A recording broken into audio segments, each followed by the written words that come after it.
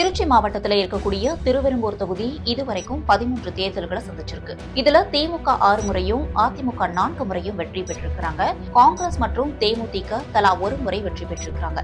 தமிழ்நாட்டில் ஜனநாயக மாதர் சங்கத்தை தோற்றுவித்தவரும் மார்க்சிஸ்ட் கம்யூனிஸ்டுடைய மூத்த தலைவருமான மறைந்த பாப்பா உமாநாத் ஒரு முறை வெற்றி பெற்றிருக்கிறார். திருவெரும்பூர் தொகுதியில முக்குளத்தோர், பட்டியலினத்தவர், சோழிய வெள்ளாளர், யாதவர், முத்தரையர், இஸ்லாமியர், கிறிஸ்தவர் என பல சமூகத்தை சேர்ந்தவர்கள் பரவலா வாழ்ந்து வராங்க. தற்போது அமைச்சராக இருக்கக்கூடிய அன்பில் மகேஷ் பொய்யாமொழிக்கு தான் திமுகவில் மறுபடியும் சீட்டு கிடைக்கும்னு பேசப்படுது. அதே வேளையில முன்னாள் எம்எல்ஏவான KN சேகரனும் சீட்டு கேட்கிறாரு. அதிமுகவை பொறுத்தவரையில புறநகர் தெற்கு மாவட்ட செயலாளர் குமார், புறநகர் தெற்கு மாவட்ட பேரவை செயலாளர் சூரியராஜா என்கிற மணிகண்டன், திருவெரும்பூர் வடக்கு ஒன்றிய செயலாளர் SS ராவணன், கூத்தப்பார் பேரூர் கழக செயலாளர் முத்துக்குமார், துவாக்குடி நகர செயலாளர் SP பாண்டியன் சீட்டு கேட்போரனுடைய பட்டியல் அதிகமாகிட்டே போகுதுன்னு சொல்லலாம். தொகுதியில நடக்கக்கூடிய நல்லது கெட்டதுன்னு எல்லாத்திலுமே கலந்துக்கிறது, பொதுமக்களுடைய புகார் மனுக்கள் மீது நடவடிக்கை எடுப்பது, தனிப்பட்ட செல்வாக்கு போன்றவை தான் அன்பில் மகேஷிற்கு இருக்கக்கூடிய பிளஸ் பாயிண்ட்ஸ். ஆனா இன்னும் சில திட்டங்களை கொண்டு வந்திருக்கலாமே